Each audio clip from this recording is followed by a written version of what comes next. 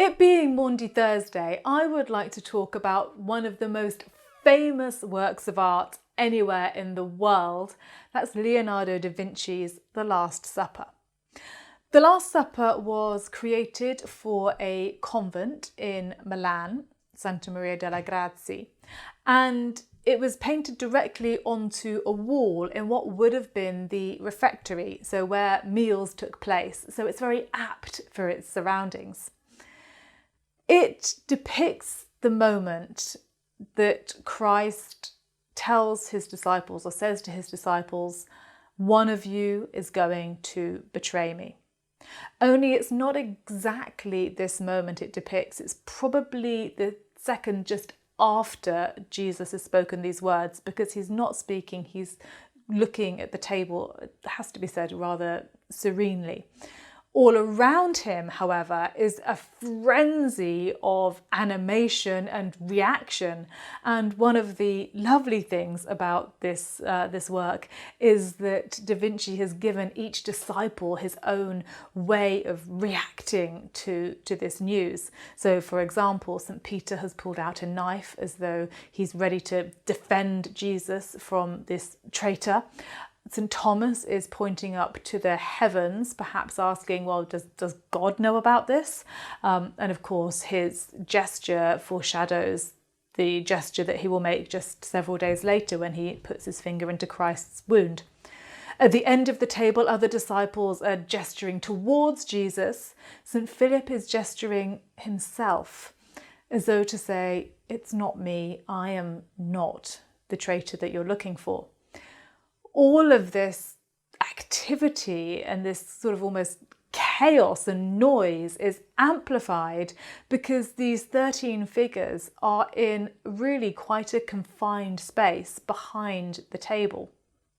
Very often in depictions of the Last Supper, Judas will be on the side of the spectator, on the opposite side of the table to Jesus and the rest of the disciples. That isn't the case here, but Judas is still very easy to identify. So in another part of the narrative of the Last Supper, Jesus introduces the institution of the sacrament of Holy Communion. And you'll notice here that he is gesturing towards bread with his left hand and wine with his right hand. So he is saying, take this bread, this is my body, take this wine, this is my blood, and remember me. But just look at his right hand, it's very widely spread. And so I wonder whether he is actually perhaps reaching for the bowl next to the wine. One of the ways that Jesus knows who will betray him is that this is going to be the person who shares his bowl at the Last Supper. So as Jesus reaches towards the bowl, the disciple on his right also reaches towards the bowl, as he also quite forcibly almost recoils from Jesus. Of course, this is Judas, and in his other hand he's holding a pouch with his 30 pieces of silver. Leonardo da Vinci has also done something very clever with the composition. You'll notice that the disciples are in groups of 3. So this reminds us of the Trinity. Jesus himself is beautifully depicted right in the centre of the composition as this perfect triangular shape, and he's framed by this window, which gives him a natural halo. It's the only halo depicted in the work, but still there is absolutely no way that this could be taken for anything other than the Last Supper. Of course, now it's also extremely famous. Leonardo da Vinci's The Last Supper. This Holy Thursday draws us into the upper room, and it's a room looking at the painting that's all prepared for a family meal. For Jesus gathers his own family together for the celebration of the Passover in Jerusalem. But maybe that's why this painting sits quite comfortably in a monastic dining room in Milan. Company, holy company, feasting and fasting together. Here is a monastic community, a community of followers at table. But they are looked down upon by those first disciples so used to eating and drinking with Jesus. And maybe that's why this scene looks so formal, because it seems a rather strange format for the friends of Jesus to be gathered for that sharing of the Passover meal. But of course, there is a formality in monastic dining, and maybe that's what Leonardo has to reflect in his commission. What we gaze into is Jesus and his disciples as pilgrims together. They come to remember all that God had done for them, and all that God continues to do for them.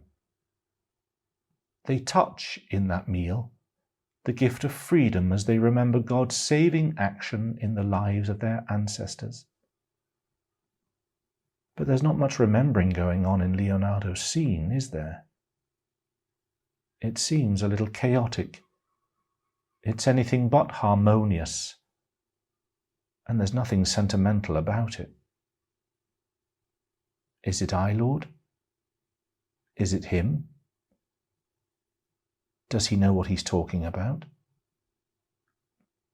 You can see from the gestures that Leonardo has used that the disciples can't quite grasp what Jesus is saying, but that's nothing strange.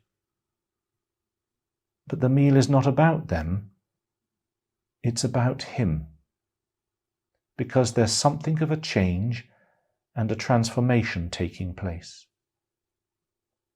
For this simple Passover commemoration is now going to take on a new shape and a new meaning. This bread and this cup will become the living memory of a body that is broken and a blood that is poured out. This is a new covenant being made, and it's about to be sealed in Jesus' giving of himself. The meal that is shared is a meal, though, that doesn't stand on its own, because we cannot gaze at this scene, nor can we ponder the gospel narrative, without looking at what comes next. For the bread, Christ's body, is given for the life of the world on the wood of the cross. The cup of wine, his blood, will be poured out for the forgiveness of our sins. So there is no need now for bitter herbs and salty water, because the bitterness that comes with sin's bite, and that bitterness of death, and the saltiness of those tears of grief that have come because of alienation from God, well, they're to be wiped away. Christ gives himself as the perfect sacrifice that brings salvation, peace, freedom, and life, not simply at the table in the upper room, but on the table, the altar of the cross. But in this meal of remembrance that Jesus has left us, we continue to touch and encounter and experience the immense depths of his love for us. And in his self-giving as nourishment, as food, as refreshment, we grow to become more like him as we immerse ourselves into the mystery of his passion. At the centre of Leonardo's fresco, though, is Christ, calmly presiding, in charge, holding that rather dysfunctional band in some sort of communion, in a holy communion, holding everything together. And Christ is focused, gathering his community around the gift that brings us peace.